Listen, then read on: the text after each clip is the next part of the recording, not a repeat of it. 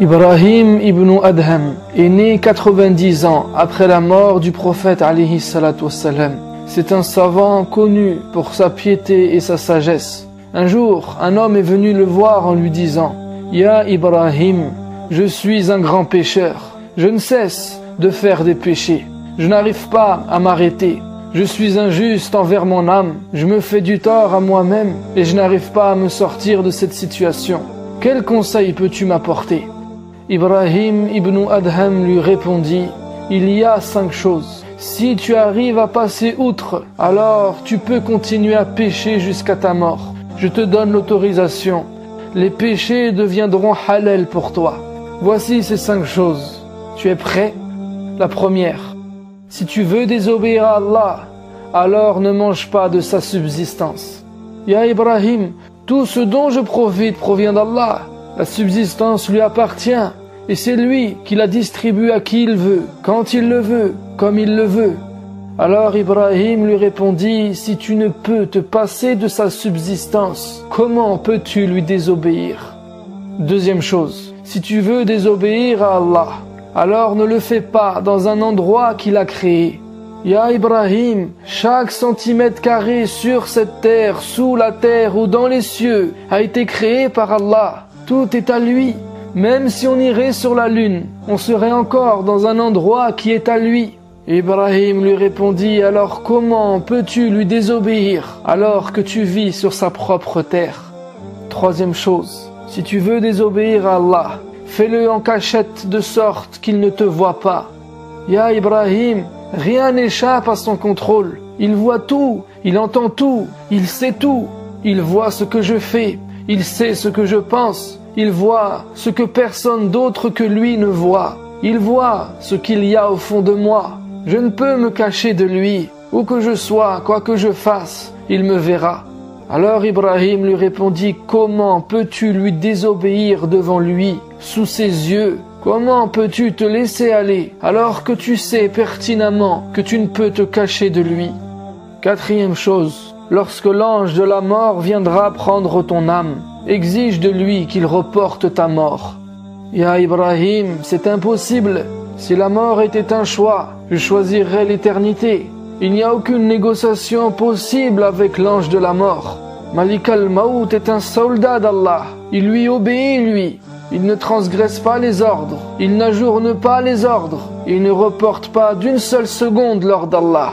Alors Ibrahim lui dit, si tu sais que tu n'auras aucun temps supplémentaire, comment peux-tu continuer à lui désobéir? Si tu es conscient que tu ne pourras ajourner ta mort, pourquoi alors ne te repens-tu pas maintenant? Et la cinquième et dernière chose, si tu veux continuer à désobéir à Allah, alors le jour où les anges de l'enfer te ligoteront, te tireront et te pousseront, qu'ils t'emmèneront en enfer, alors dis-leur, arrêtez-vous et emmenez-moi au paradis. Ya Ibrahim, je n'aurai plus aucun contrôle ce jour-là. Je serai totalement faible ce jour-là. Je serai si inoffensif que je ne pourrai choisir ma direction. Je n'irai pas où je veux, mais on m'emmènera là où je l'ai mérité. Alors Ibrahim lui dit, écoute-moi bien maintenant.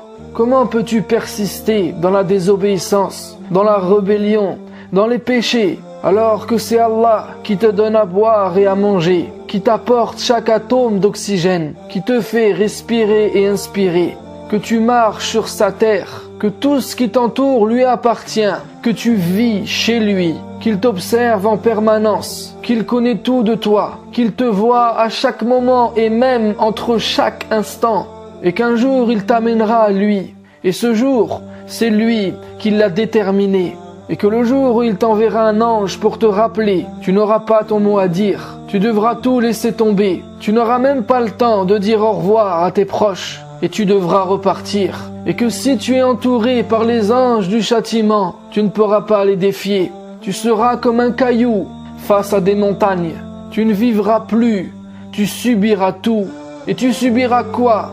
Les conséquences de tes actes. Alors si tu sais tout ça, comment fais-tu pour ne pas trouver l'occasion, ne pas trouver la facilité de changer, de te repentir, d'arrêter de lui désobéir? Et en entendant cela, cet homme a eu un électrochoc spirituel. il s'est repenti immédiatement et a trouvé la foi et la force de devenir quelqu'un de meilleur. Enfin, en vérité, ce n'est pas si compliqué que cela. Il faut avant tout se poser les bonnes questions. Si tu penses sérieusement, profondément à Allah et à ton état, tu tomberas à chaque fois sur la même conclusion, que en vérité, tu ne peux pas te passer de lui. Ta situation et la mienne est comme si nous habitions dans une maison qui appartient à un homme. Matin, midi et soir, cet homme nous prépare à manger. Nous sommes logés, nourris, blanchis par cet homme. Il remplit nos armoires de vêtements. Il nous paye des spécialistes qui viennent nous ausculter régulièrement. Tout autour de cette maison, il y a un grand terrain, un grand jardin, une grande piscine. Et nous ne déboursons pas un centime pour tout ça. Mais c'est cet homme qui s'en occupe totalement. Et il a placé dans tous les recoins de cette propriété des caméras. Et il nous laisse vivre librement, mais il nous a demandé une seule chose, de sortir les poubelles. Et nous, malgré tous ces bienfaits, on abuse. On fait des caprices de pourris gâtés et on repousse parce qu'on a la flemme. Mais malgré ça, cet homme nous appelle tous les jours et nous rappelle notre devoir, le seul qu'il attend de nous. N'oublie pas de sortir les poubelles. Mais comme on les sort pas, c'est lui qui s'en occupe et il patiente avec nous. Il nous laisse des chances, mais nous on vit dans l'insouciance, inconscient de notre état, insensible à sa bienfaisance. Et lorsque l'on est pris de remords, ça ne dure pas bien longtemps. On retombe toujours dans nos travers. On n'a pas donné à cet homme sa vraie valeur. Et ainsi sommes-nous avec Allah. C'est exactement notre situation avec Allah. Il nous a tout donné.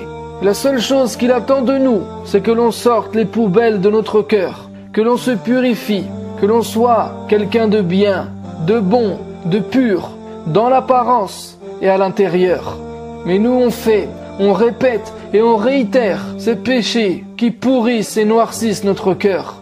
Il nous a donné et confié une âme clean, immaculée. Dans quel état on lui rendra?